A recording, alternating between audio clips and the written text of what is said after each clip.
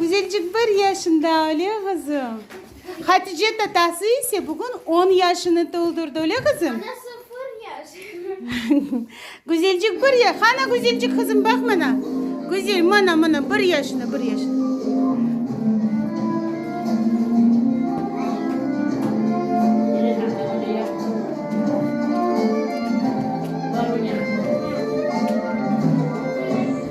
Oynasın oynasın.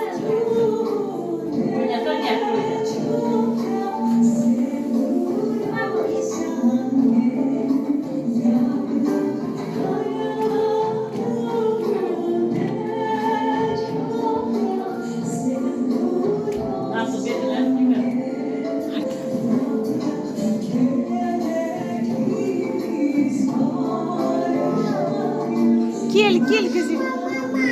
Gel güzelcik gel.